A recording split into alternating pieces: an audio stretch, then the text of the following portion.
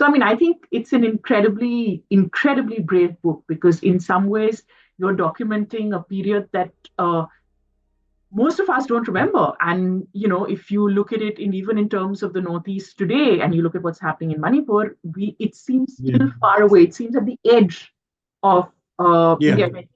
In the book, you talk really about the fact that, when the famine happens, there is no, Yeah. there is no coverage, right? So could you really That's right. talk about, if I were a soldier, why you chose to write this book? And in some ways, do you see a parallel? Yeah, so look, I started getting interested in the Northeast when I was just a boy. My mother was in charge of the Northeast of the Congress Party, and she took us on a lot of these road trips all over the Northeast in the 70s and right through the 80s. Now, in the 70s, insurgency was at its peak in both Yeah. in Nagaland as well as Mizoram. Mhm. And, and for a young boy, it was quite scary because remember, you couldn't drive in the night. There were a lot of security forces all around, and there was always this, fear that permeated every exchange with people. Mhm. And also, I found it quite intriguing that when you would go and be introduced, they'd say, "Oh, they've come all the way from India. Yeah. Please welcome them. They've traveled away from India," which I found quite weird at that time. I didn't understand where that was coming from. So my interest in the Northeast started over there. And over a passage of time, the people I met from the Northeast, especially in school and in college, and then later as a media professional. But I got hooked onto the idea when I first heard of the Motham Yeah. about 15 or 20 years ago, and I was fascinated by the linkage, by the causality of the bamboo flowering once every Mhm. 48 years, Yeah. which leads to this plague of rats, which Yeah. leads to this massive, Yeah. which because it's mishandled and thousands die, then leads to this brutal 20-year So you see, insurgency yeah. where thousands of people lose their lives. That linkage I found really fascinating, and I started Mhm. researching it. The more I read about it and the more I researched it, the more excited I got with the possibility of telling that story, right? I Mm. found it was a really powerful story with layers. And I finally chose the medium of a novel, a fictional Mm. novel, Yeah. with fictional characters, but set against real historic events as the medium that I wanted to use to tell Mm. this story. So that's how the novel really came about. It's been 3 years of writing, many years of research, and about a year after the manuscript was ready for it to actually get published. And.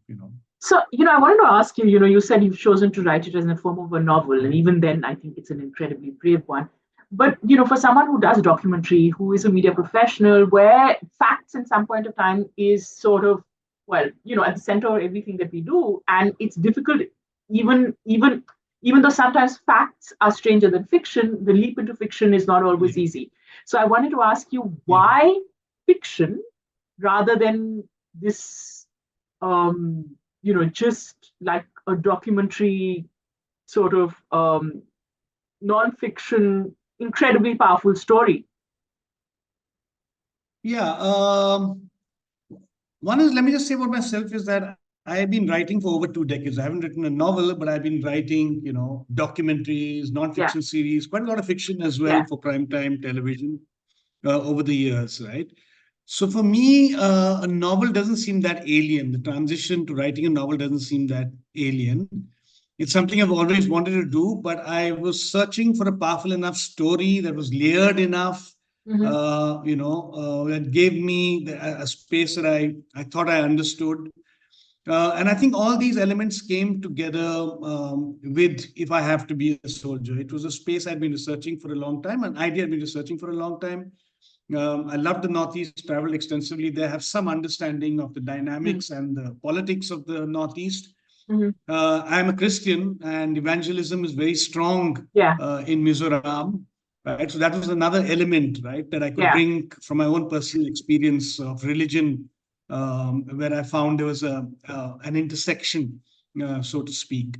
So I chose the medium of the novel, one, because I wanted to write a novel, and two, because I felt that nothing else would do justice to it. I could do a documentary, But look, the insurgency is actually quite old now. It finished in Yeah. 80, finished in 86.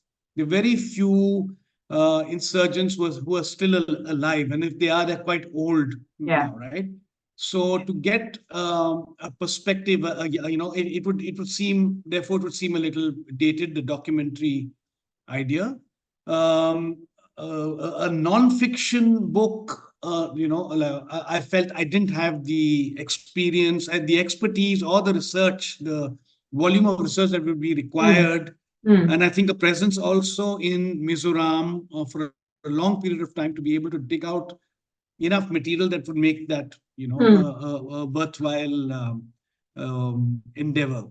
Therefore, I felt the novel with fictional characters, but against the backdrop of real historic events, was perhaps the best way for me to tell this story.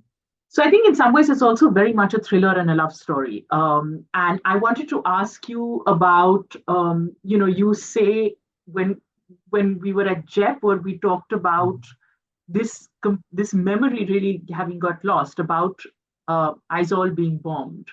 And there was you launched the book at Jaipur, and there were a lot of people who felt very strongly and emotionally, in some ways having been seen, the stories that they'd carried in their hearts sort of found their space on page and sort of felt that for the first time the horrors or what they had been through, the struggle that they'd been through, sort of being reflected finally in mainstream publishing. And I wanted you to talk really about that, the memory of, and the anniversary is coming up, of this bombing of Aizawl, and how how that was such a shocking moment, and why you felt why in somehow that was a waking up moment for you to write the book too. So could you really talk about that, please? Yeah, the insurgency ran for 20 years, right? 66 to 86. Thousands of people died. I think the real tragedy is that there's so little information available of what actually happened in those 20 years, right? From an Indian perspective, we tend not to even think about it. It doesn't really feature in any mainstream media. There's an occasional article, when you actually go through the archives that you might find. And there's very little material. It's something that has kind of been forgotten or pushed away, right? Sometimes we like to forget uncomfortable, events in our modern history. And I think amongst those uncomfortable events, certainly the bombing of Aizawl stands out, where it's the only time in our history where we used our own air force to bomb our own people, right? And raise it to the ground, which was quite tragic because a lot of innocent civilians lost their lives in that. But we have no count of how many people died. It's all anecdotal evidence. For the longest time, we denied this bombing completely. Till much later we grudgingly accepted, yes, that this actually took place and happened. But it's not just the bombing, Mandira. The other terrible thing that I think happened over those 20 years was this concept of progressive villages, right? Yeah. Where over 80% of the Mizo population was at the barrel of the gun relocated to these so-called progressive villages, which were nothing really but internment camps along the highways where they were kept behind barbed wire fences. And their traditional villages and things just burned to the ground, right? Yeah. The idea was to cut off, the support system that the guerrillas had on the ground by keeping them away from the villagers that from where they get food and shelter, etc. But it's terrible when you think about it. 80% of the population relocated at the barrel of a gun. Right? We don't talk about it. We don't write about it. It doesn't feature anywhere. It's just pushed into the, under the carpet. It's like it didn't happen. That's it. It didn't happen. And I think that is dangerous for us as Indians, because your history, right, is important. It's not always, glorious and wonderful. There are things that have happened in the past that perhaps as a people, we should not forget, because if you forget, you tend to repeat the same kind of behavior and mistakes again in the future. So not forgetting your history, I think, is an important element of who we are as a people. And I think the bombing of Aizawl and the relocation of these villages are two dark chapters in our history that we should not forget. Yeah, I mean, I think that, you describe what happens in that church so horrifically. Them being relocated, just the violence of it, and I know it really shook me up.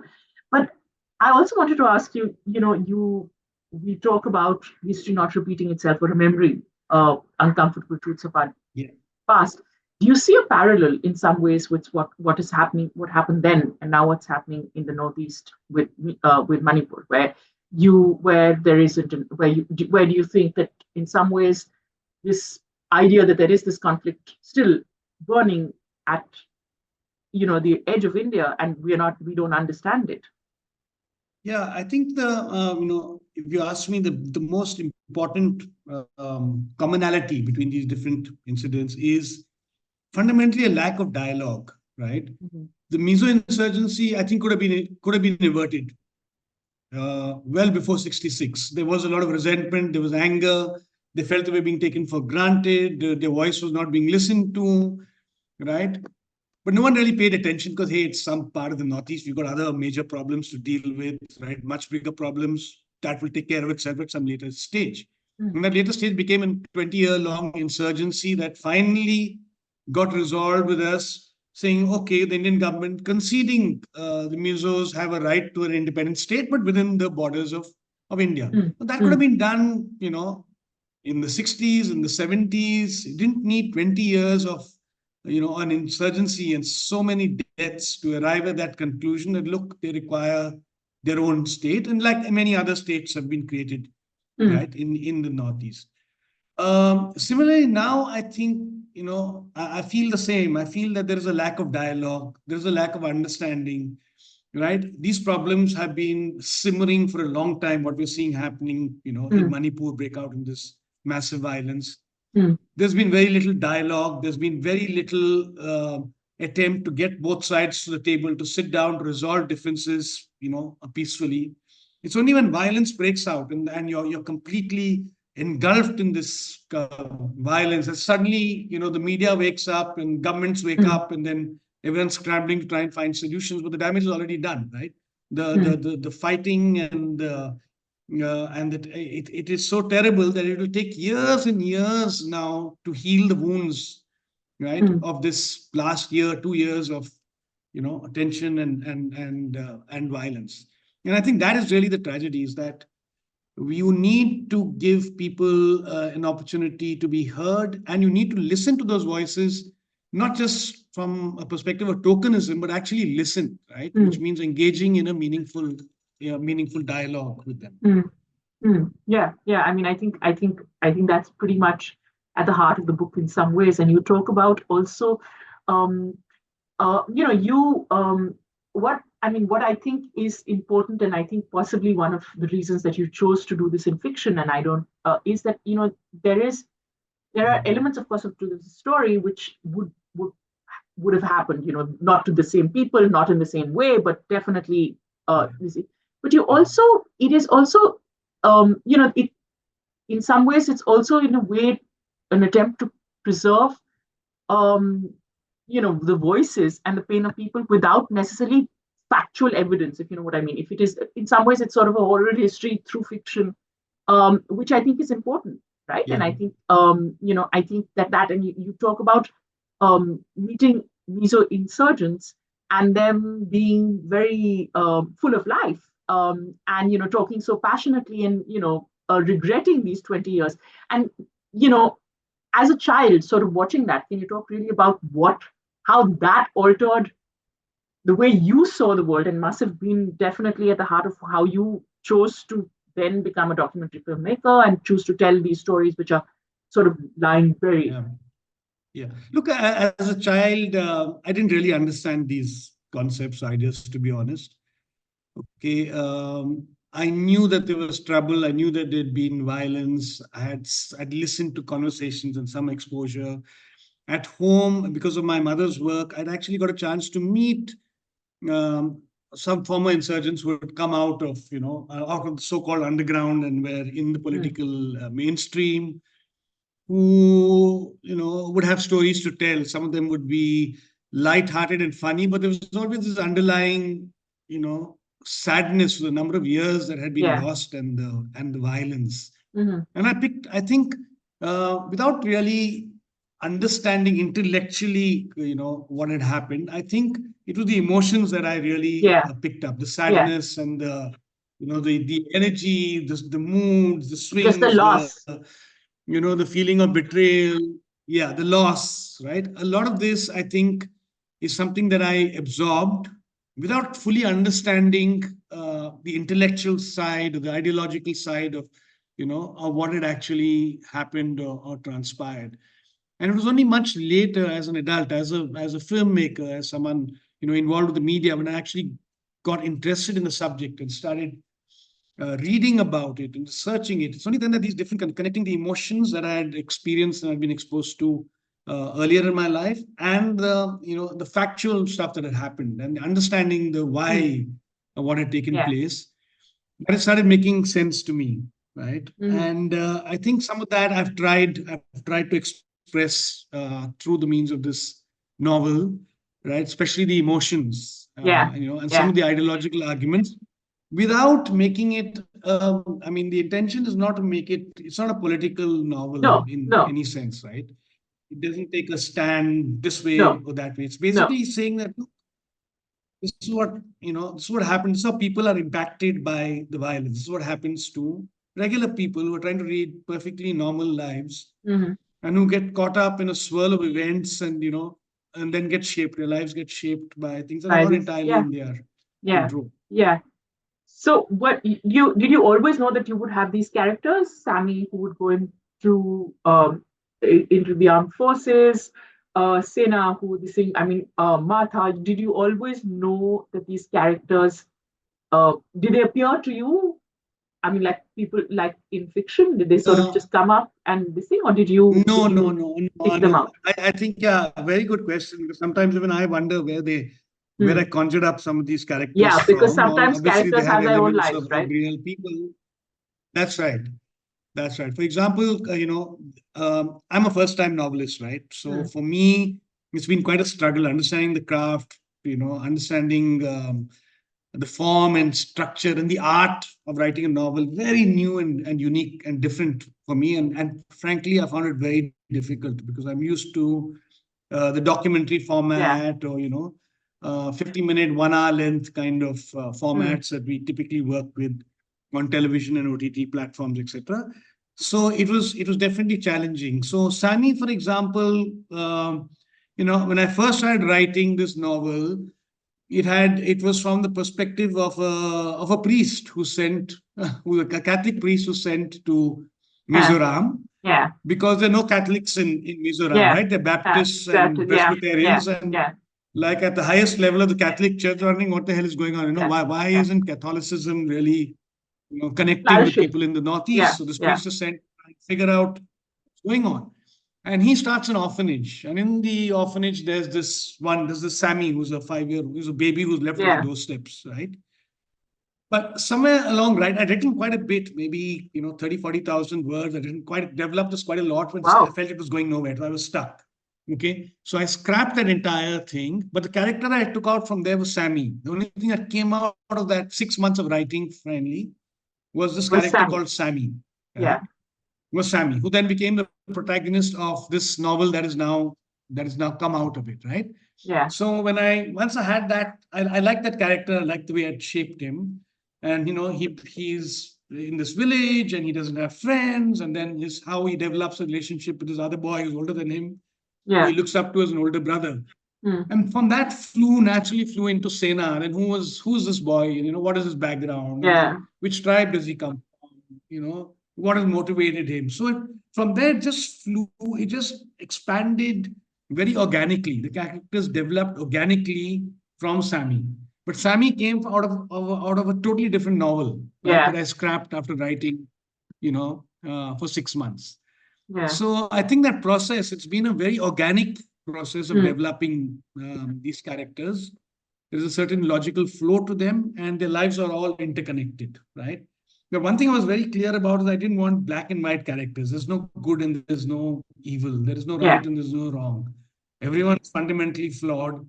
Everyone has their own ghosts. Everyone is dealing with their own, Yeah. emotional and other turmoil.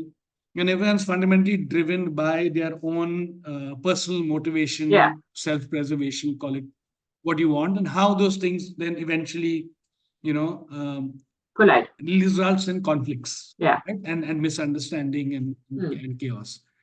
So yeah, that's how the characters evolved quite organically, actually.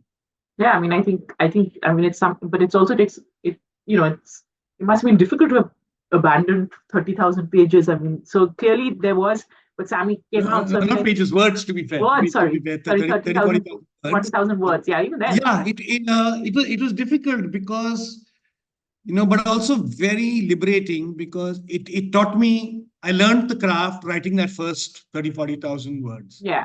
right? The characters were just too goody goody. There was no real conflict. It seemed very forced. This guy, this Yeah. Malayali priest who's in Mizoram. There was no real cultural connect. And the more I wrote it, the more I felt that, look, this just doesn't work, right? It's not working. But I like the context, the historical backdrop was there, and I got this one character that I managed to eke out of all that writing, which I could then, Yeah, which is develop the way I wanted to develop. which is your central character. So yeah. So any plans to make That's it right. into some sort of, is it going to find an OTT avatar, you think? I honestly don't know, Mandira. Some people have gotten in touch. I have a lot of net relationships in the Yeah. platforms, in the media, movie houses. So they've definitely been reach out. So people who've read it and say, look, this is fantastic visually. It I has mean, I great think it is. I think potential. it's fantastic visually. It's written almost like not a It's screenplay, but definitely like the beginnings of. So Yeah, so I don't know. I mean, let's see what happens. It's early days. Right now, I'm just focused on, the novel and getting as many people as I can to read it, to sample it. I'm going to Mizoram next month, hoping to that spend a must be couple of nice. weeks there. I'm excited about that feedback from, Yeah, from Mizos, what they think. And yeah, that's where we are right now with it. perfect. Thank you. I hope everybody will read it because I think it is a book worth reading.